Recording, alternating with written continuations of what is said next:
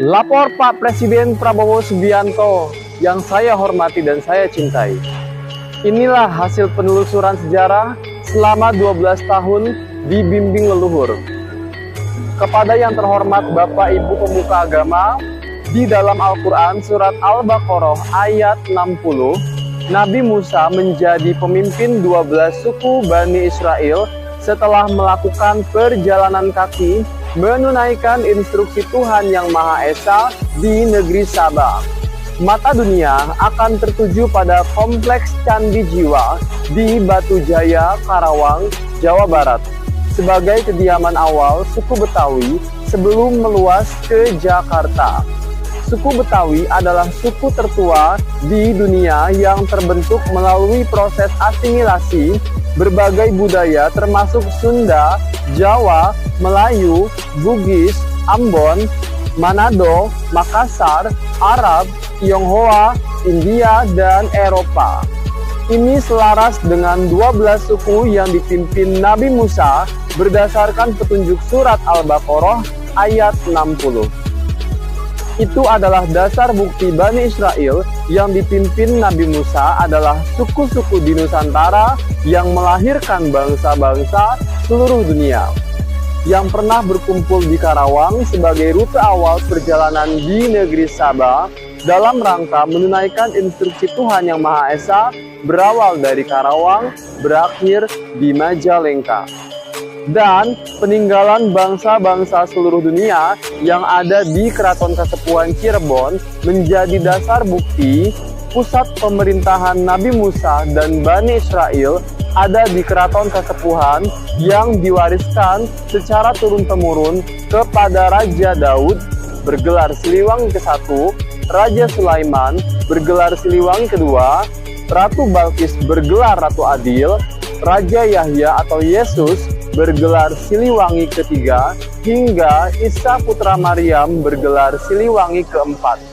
Namun, yang menjadi sorotan adalah bangsa Arab juga bagian dari suku-suku yang dipimpin Nabi Musa hingga Siliwangi. Dan di puncak Sangga Buana ada makom Wali Songo yang memiliki 2 trah biologis, jalur bapak berdarah Arab dan jalur ibu berdarah Jawa, Sunda, Melayu, Campa atau Cina.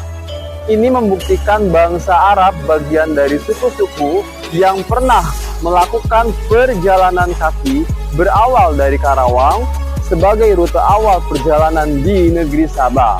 Termasuk peninggalan bangsa Arab di Keraton Kasepuhan Cirebon menjadi bukti bangsa Arab termasuk salah satu suku yang dipimpin sejak zaman Nabi Musa hingga Isa putra Maryam bergelar Siliwangi. Itu artinya apa?